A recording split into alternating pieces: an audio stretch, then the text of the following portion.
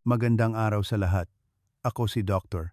Renato Bagani, isang doktor na may 25 taong karanasan at ngayong araw ay tatalakayin natin ang mahalagang paksa kung paano kumain ng mga pagkaing may sabaw nang hindi nagpapataas ng blood sugar. Marami sa atin, lalo na ang mga may diabetes, ang madalas na nangungulila sa isang mainit na mangkok ng bok choy sa umaga o isang masarap na lomi kapag pagod. Ngunit madalas, pinipigilan natin ang ating sarili dahil sa takot na tumaas ang blood sugar. Alam ko ang pakiramdam na iyan. Maraming pasyente ang nagsasabi sa akin na gustong-gusto nilang kumain ng pansit, mami, o bihon ngunit hindi nila magawa dahil sa maling paniniwala na ang mga pagkaing may sabaw at refined carbohydrates ay dapat iwasan ng mga diabetic. Ngunit, hindi ito lubos na totoo. Sa tulong ng bagong kaalaman sa siyensya at aking karanasan sa paggamot, sinisiguro ko sa inyo na ang mga diabetic ay maaaring kumain ng pansit, bihon, at mami araw-araw kung alam lamang ang tamang paraan ng pagpili, pagsasama, at pagkonsumo. Oo, isang mangkok ng bok choy, sinigang na isda, o isang masarap na mami ay maaari pa ring maging bahagi ng inyong pang-araw-araw na kasiyahan at hindi kailangang tanggalin sa inyong diet dahil lamang sa diabetes. Sa video na ito, ibabahagi ko ang mga madaling gamiting tips na makakatulong sa inyo na kumain ng mga pagkaing may sabaw nang hindi nag-aalala sa pagtaas ng blood sugar, lalo na ang mga gawa sa refined carbohydrates tulad ng pansit, bihon, mami, lomi, at misua. Sa huli ng video, bibigyan ko kayo ng isang comparison table ng glycemic index ng iba't ibang sikat na pagkaing may sabaw upang makapili kayo ng masarap at hindi makakasama sa inyong blood sugar. Bago tayo magsimula, nais kong magpasalamat sa lahat ng patuloy na sumusuporta. Kung nakita ninyong kapaki-pakinabang ang nilalaman ng video, mangyaring pindutin ang like button upang maikalat ang kaalamang ito sa mas marami pa. Mag-iwan din ng komento na 1 at huwag kalimutang mag-subscribe at i-on ang notification bell upang hindi makaligtaan ang mga susunod na video tungkol sa tamang diet, healthy living, at natural tips para kontrolin ang diabetes araw-araw. Kung mayroon kayong hindi nagustuhan, huwag mag-atubiling mag-iwan ng komento na 0 upang malaman namin kung paano pa namin mapapahusay ang nilalaman. Ngayon, dumako tayo sa unang bahagi. Bakit ang pansit, bihon, at mami, mga pagkaing tila walang masama, ay madaling nagpapataas ng blood sugar pagkatapos kumain? Bakit ang mga pagkaing may sabaw ay nagpapataas ng blood sugar? Ang bihon, pansit, lomi, at misua ay mga pagkaing masyadong pamilyar sa mga Pilipino. Ang pagkain ng isang mangkok ng bihon sa umaga, pansit sa tanghalian, o mami sa gabi para sa magaang pakiramdam ay tila simple at madaling kainin. Ngunit para sa mga diabetic, ito ay mga pagkaing maaaring magpataas ng blood sugar nang hindi makontrol. Ang dahilan ay karamihan sa mga pagkaing may sabaw na ito ay gawa sa refined carbohydrates tulad ng rice flour, wheat flour, o cornstarch. Ang refined carbohydrates ay halos walang fiber at niluluto ng malambot, kaya mabilis itong maabsorb ng katawan at mabilis ding pumasok ang asukal sa dugo. Lalo na kapag kumain kayo ng gutom o kumain ng isang mangkok na puro bihon lang at matamis na sabaw na walang gulay at protina, maaaring tumaas ang blood sugar ng kapansin-pansin pagkatapos ng 30 minuto hanggang 1 oras. Bukod pa rito, ang sabaw ng mga pagkaing tulad ng pansit, mami, at lomi ay madalas na niluluto mula sa nilagang buto bone broth. May asukal na idinagdag, matamis na patis, at maging mantika, animal fat, mga bagay na lalong nagpapataas ng blood sugar at kolesterol. Isang pag-aaral na inilathala sa American Diabetes Association ang nagpakita na kung ang pagkain ay mayaman sa refined carbohydrates, ngunit kulang sa fiber at protina, ang glucose sa dugo ay maaaring biglang tumaas at manatili ng mataas sa loob ng ilang oras pagkatapos kumain. Iyan ang dahilan kung bakit maraming may diabetes ang nakakaramdam ng pagod, antok, o ang kanilang blood sugar ay umaabot sa mahigit 10 memol L pagkatapos kumain ng isang mangkok ng pansit o mami. Ngunit, mga kababayan, hindi ito nangangahulugang dapat nating iwasan ang mga ito ng tuluyan. Ang mahalaga ay kung paano tayo kumakain, paano kumain, upang hindi tumaas ang blood sugar. Sa susunod na bahagi, ibabahagi ko ang 3 golden rules na makakatulong sa inyo na kumain ng pansit at bihon nang hindi nag-aalala sa pagtaas ng blood sugar na matagumpay nang naipatupad ng marami. Kung nakaramdam kayo ng pangungulila dahil hindi kayo makakain ng isang mainit na mangkok ng bihon o masarap na pansit, mangyaring mag-iwan ng komento na 1 upang malaman ko na tama ang aking sinasabi tungkol sa inyong pinoproblema. Ngayon, narito ang pinakahihintay ninyong bahagi. 3 simple, ngunit napaka-epektibong tips para sa mga diabetic na gustong kumain ng pagkaing may sabaw araw-araw nang hindi nag-aalala sa pagtaas ng blood sugar. 3 golden rules sa pagkain ng noodle at bihon. Nang hindi tumataas ang blood sugar, narito ang 3 napakasimpleng ngunit napaka-epektibong prinsipyo na nakatulong sa maraming diabetic na kumain pa rin ng bihon, pansit, at mami araw-araw ng stable ang blood sugar at hindi tumataas pagkatapos kumain. Unang prinsipyo, huwag kumain ng gutom. Ito ay isang karaniwang pagkakamali na nagagawa ng marami. Pagkagising sa umaga, gutom na gutom, nagmamadaling kumain ng isang mangkok ng bihon o pansit para mabilis. Ngunit sa oras na iyon, ang asukal mula sa carbohydrates ay pinakamabilis na maabsorb dahil walang laman ang bituka at walang humahadlang sa pag-absorb. Sa halip, dapat uminom muna ng maligamgam na tubig, maaari ring kumain ng kaunting prutas na may kaunting asim tulad ng pomelo o ilang hiwa ng mansanas. At pagkatapos ng 15 minuto ay saka lamang kumain ng pagkaing may sabaw. O kung gusto ninyong mag-almusal kaagad, dapat kumain muna ng maraming gulay o pinakuluang itlog bago kumain ng carbohydrates. Nakakatulong ang paraang ito na dahan-dahan at mas stable ang pagpasok ng asukal. Ikalawang prinsipyo, laging kumain kasama ng mga gulay, protina at healthy fats. Isang mangkok ng sinigang na isda na may maraming sariwang gulay, kaunting isda, at ilang piraso ng tokwa ay ibang-iba sa isang mangkok na puro bihon lang at sabaw. Kapag may fiber mula sa gulay, protina mula sa itlog o lean meat, o healthy fats mula sa mani o olive oil, mas mabagal ang pagtunaw ng katawan at ang blood sugar ay dahan-dahang tumataas at mas stable. Sa katunayan, kahit na kumain lamang kayo ng isang mangkok ng pinakuluang gulay bago kumain ng bihon, mababawasan na ang panganib ng pagtaas ng blood sugar. Ikatlong prinsipyo, bawasan ang matamis at mamantikang sabaw, palitan ng malinis na sabaw. Marami ang mahilig sa masarap na sabaw at uubusin hanggang sa huling patak. Ngunit sa totoo lang, ang asukal at taba ay matatagpuan sa sabaw. Kung ang sabaw ay niluto mula sa nilagang buto bone broth, nilagyan ng asukal o matamis na patis, ang bawat kutsara ng sabaw ay nagdadagdag ng ilang gramo ng asukal sa dugo. Kaya, maaari ninyong iluto ng hiwalay ang bihon at lagyan lamang ng sapat na sabaw upang malasahan ang lasa at iwasan ang labis, lalo na ang mga pagkaing may sabaw na niluto mula sa gulay tulad ng labanos, sayot, kamatis o pinya upang magkaroon ng natural na tamis nang hindi nagpapataas ng blood sugar.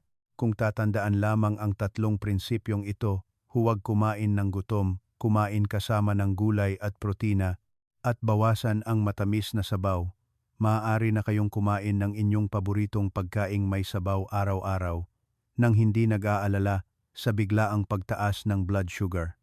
Kung naisakatuparan ninyo ang isa sa 3 tips na ito at nakita ninyo ang malaking epekto, mangyaring mag-iwan ng komento na 2 upang malaman ko at ng iba ang inyong mahalagang karanasan. Ngayon, ituturo ko ng partikular kung paano kainin ang 5 sikat na pagkaing Pilipino tulad ng sinigang na isda, pansit gisado, mami, humba, o maging spaghetti ng masarap ngunit stable pa rin ang blood sugar. Patuloy na manood, Mga kababayan, iminungkahing paraan ng pagkain ng 5 karaniwang pagkaing may sabaw para sa mga diabetic. Maraming may diabetes ang madalas na nagkakamali sa pag-aakala na anumang pagkaing may sabaw ay dapat iwasan. Ngunit sa totoo lang, kung alam lamang natin ang tamang pagpili ng sangkap at tamang pagluluto, ang mga pagkaing tulad ng sinigang na isda, pansit gisado, mami, humba, o maging spaghetti ay maaari pa ring kainin ng masarap linggo-linggo o maging araw-araw nang hindi nag-aalala sa pagtaas ng blood sugar. Ituturo ko sa inyo kung paano gawing healthy ang mga pagkaing tila bawal. Una, sinigang na isda. Ito ay paborito ng marami dahil sa bango, tamis-asim at madaling tunawin. Ngunit para sa mga diabetic, ang sabaw ay dapat lutuin mula sa sariwang isda, kamatis, luya at sampalok. Huwag magdagdag ng asukal at iwasan ang mga sabaw na may vetsin o may labis na timplada. Maari itong kainin kasama ng maraming sariwang gulay tulad ng kangkong, okra o labanos. Iwasan ang pagkain ng chicharon o pritong bawang na kasama nito dahil madali itong magpataas ng kolesterol at magpapahirap sa pagkontrol ng blood sugar. Pangalawa, pansit gisado. Kung makakapili kayo ng bihon na mayaman sa fiber at niluto ng maayos at walang labis na mantika, napakagaling nito. Tandaan na kumain ng maraming cabbage, carrots at iba pang gulay. Iwasan ang paggamit ng toasted garlic na marami sa mantika o matatamis na sauces dahil madali nitong mapapataas ang blood sugar pagkatapos kumain. Pangatlo, humba. Tila ligtas ito pakinggan, ngunit maraming nagluluto ng humba na may matamis na toyo at maraming brown sugar. Ang mas ligtas na paraan ay lutuin ito mula sa pork belly na tinanggalan ng taba, niluto sa suka, toyo, bawang at peppercorns. Maaari itong kainin kasama ng repolyo, saba o sitaw na steamed. Pang-apat, mami. Kung makakapili kayo ng mami na gawa sa whole wheat at hindi deep fried, ito ang pinakamahusay na pagpipilian sa mga pagkaing may sabaw. Mas mababa ang glycemic index ng mami kaysa sa bihon at pansit. Kumain lamang ng katamtamang dami ng mami. Dagdagan ang dami ng gulay tulad ng pechay, cabbage, at magdagdag ng ilang hiwa ng manok o pinakuluang itlog. Ito ay magaan sa tiyan, madaling tunawin, at angkop para sa almusal o merienda. Pang-5, spaghetti. Kung gusto ninyong kumain ng spaghetti nang hindi naaapektuhan ang blood sugar, dapat pumili ng whole wheat pasta. Bago lutuin, ibabad ito sa kumukulong tubig ng 2 beses upang maalis ang labis na langis at starch. Lutuin ito kasama ng maraming gulay tulad ng broccoli, bell peppers, at magdagdag ng kaunting ground beef na lean o steamed chicken breast. Ito ay magiging isang masarap at ligtas na pagkain. Mga kababayan, hindi lahat ng pansit, bihon, o mami ay kailangang tanggalin sa inyong pagkain. Hanggat alam ninyo kung paano magluto ng simple, bawasan ang mga sangkap na nagpapataas ng asukal tulad ng matamis na sabaw at mantika at magdagdag ng gulay at lean protein. Maaari ninyong gawing healthy ang mga pamilyar na pagkain para sa mga diabetic. Kung madalas kayong kumakain ng isa sa mga pagkaing binanggit ko, at gusto ninyo ng mas detalyadong gabay para sa bawat isa, mangyaring mag-iwan ng komento na 3 upang malaman ko at makagawa ng mas detalyadong video ayon sa inyong pangangailangan. Ngayon, ibibigay ko sa inyo ang isang comparison table ng glycemic index ng iba't ibang sikat na pagkaing may sabaw tulad ng bihon, pansit, mami, lomi at misua upang sa bawat pagpili ng pagkain, makakapili kayo ng masarap ngunit stable pa rin ang blood sugar. Patuloy na manood mga kababayan sa bahagi 4, comparison table ng glycemic index ng mga karaniwang pagkaing may sabaw. Bago kumain ng anumang pagkaing may sabaw, ang unang dapat isaalang-alang ng isang diabetic ay hindi kung masarap ang pagkain, kundi kung mataas o mababa ang glycemic index, GI nito. Ang glycemic index ay isang sukat kung gaano kabilis tumataas ang blood sugar ng isang pagkain pagkatapos kainin.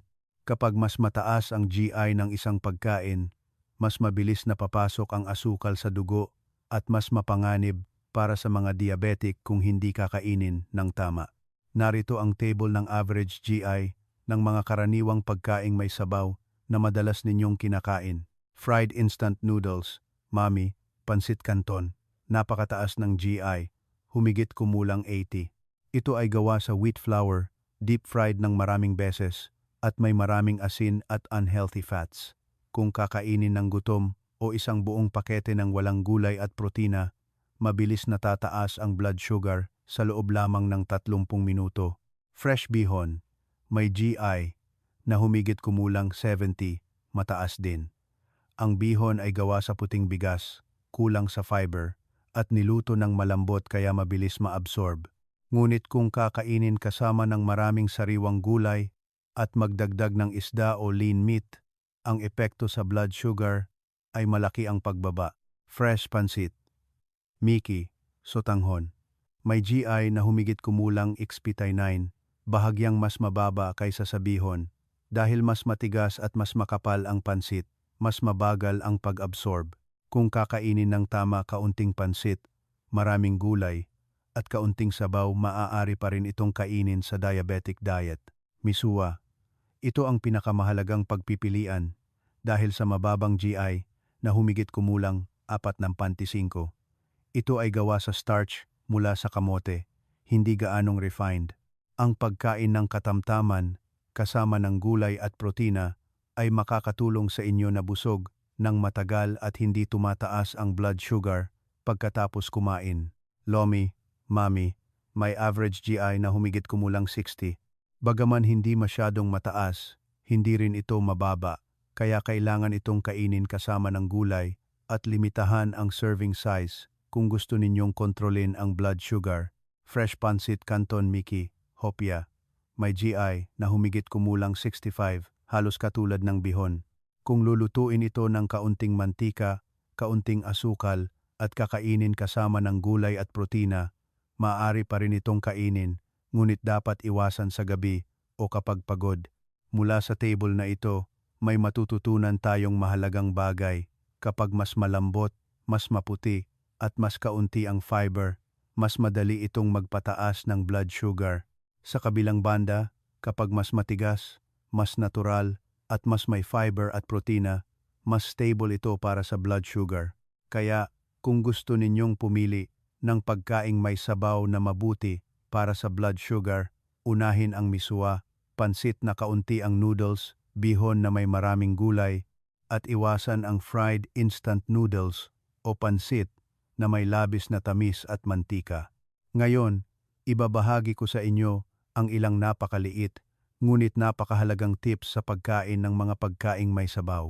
Ang mga bagay na tila alam na ng lahat ngunit kapag nagkamali kayo ng kaunti, mabilis na tataas ang blood sugar. Patuloy na manood, mga kababayan. 5 maliit na tips para kumain ng pagkaing may sabaw nang hindi nag-aalala sa pagtaas ng blood sugar. Mga kababayan, sa pagkain ng bihon, pansit o mami, kahit isang maliit na pagkakamali ay maaaring magpataas ng blood sugar ng bigla na nagiging sanhi ng pagod, antok at pagkahilo pagkatapos kumain. Ngunit kung alam ninyo ang ilang maliliit na tips na ito, makikita ninyo na mas magiging simple ang lahat. Unang tip, i-blanch ang bihon o mami sa kumukulong tubig muna. Tila kalabisan ito, ngunit ang paraang ito ay nakakatulong na maalis ang labis na mantika, preservatives, o labis na asin sa bihon o mami na nasa pakete. Sa instant noodles, ang pag-blanch ng 2 beses ay nakakatulong na maalis ang bahagi ng unhealthy fats na deep fried na.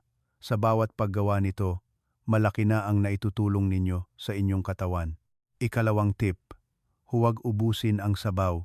Marami sa atin ang may ugali na ubusin ang buong sabaw, ngunit ang sabaw na iyon ang pinakamaraming nagtatago ng asukal, taba at asin.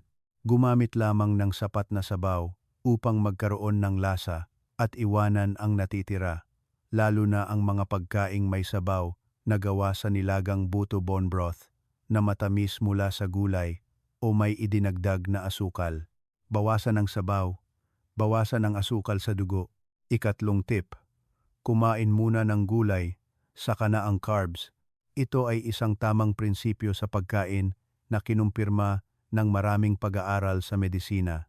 Kapag kumain muna ng gulay, ang fiber ay lilikha ng isang layer sa bituka na nakakatulong na pabagalin ang pag-absorb ng asukal mula sa carbohydrates pagkatapos. Kaya, sa bawat pagkain ng bihon o pansit, dapat kumain muna ng ilang subo ng sariwang gulay bago lagyan ng sabaw at kainin ang bihon o pansit. Ang paraang ito ay napakasimple ngunit epektibo. Ikaapat na tip, huwag umupo kaagad. Pagkatapos kumain, maaari kayong maglakad-lakad ng dahan-dahan sa bahay, maghugas ng pinggan, maglinis ng mesa, o maglakad ng dahan-dahan sa loob ng 10 hanggang 15 minuto. Ang kaunting paggalaw pagkatapos kumain ay nakakatulong na magamit ang asukal sa kalamnan upang hindi ito maipon sa dugo. Ito ay isang simpleng ugali na marami ng diabetic ang nagpatupad at nakita ang malinaw na pagiging stable ng kanilang blood sugar pagkatapos kumain. Mga kababayan, tandaan lamang ang ilang maliliit na bagay na ito i-blanch ang mami bago kumain. Huwag ubusin ang sabaw, kumain muna ng gulay bago ang carbohydrates, at maglakad ng dahan-dahan. Pagkatapos kumain, malaki na ang naitulong nito sa mas epektibong pagkontrol ng blood sugar. Kung nakita ninyong madaling maintindihan at madaling gawin ang mga tips na ito, mangyaring mag-iwan ng komento na 4 upang malaman ko na tama ang aking ibinabahagi tungkol sa inyong kailangan sa paglalakbay na ito ng malusog na pamumuhay na may diabetes.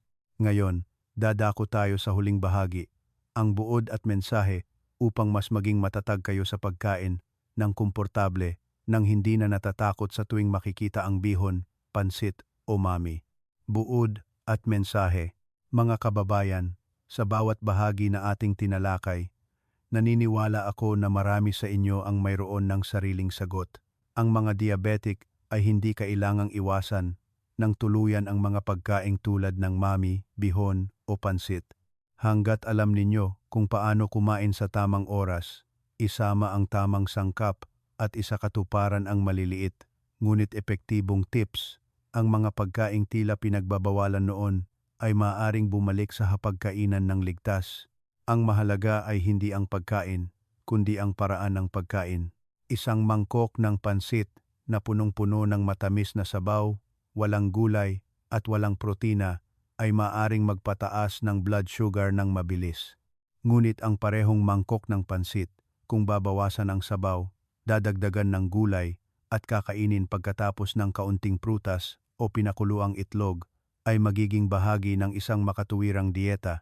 Palagi kong pinaniniwalaan na ang mga diabetic ay hindi kailangang mamuhay ng mahirap at sobra-sobra ang pag-iwas, kundi kailangan lamang na maunawaan ng tama ang tungkol sa pagkain, maunawaan ng malinaw ang kanilang katawan, at sa gayon ay mamuhay ng malusog, masaya, at masarap ang kain araw-araw. Kung nakatulong ang video na ito sa inyo na maalis ang pangamba sa pagkain ng mga pagkaing may sabaw at nakatulong sa inyo na matagpuan muli ang kagalakan sa isang mangkok ng sinigang na isda, pansit, gisado, o isang plato ng mami, binabati ko kayo. Ito ang unang hakbang upang makontrol ninyo ang blood sugar habang pinapanatili ang kalidad ng buhay. Kung nakita ninyong kapaki-pakinabang, madaling maintindihan, at madaling gamitin ang aking ibinahagi ngayon, mangyaring pindutin ang like button upang maikalat ito sa mas marami pang tao. Kung hindi pa nakapag-subscribe, maaari kayong mag-subscribe at i-on ang bell upang hindi makaligtaan ang mga susunod na video tungkol sa diet, healthy living tips, at simpleng kaalaman upang natural na makontrol ang diabetes araw-araw. At kung mayroon kayong bahagi na pinakanagustuhan sa video na ito, mangyaring ibahagi sa comment section o simpleng mag-iwan ng komento na 1, 2, 3 o 4, depende sa bahagi na pinakaangkop sa inyo upang malaman ko at makagawa pa ng mas praktikal na mga video. Nais kong batiin ang lahat ng masarap na pagkain, malusog na pamumuhay, at panatilihin ang kagalakan araw-araw sa paglalakbay na ito kasama ang diabetes. Magkita-kita tayo sa mga susunod na video.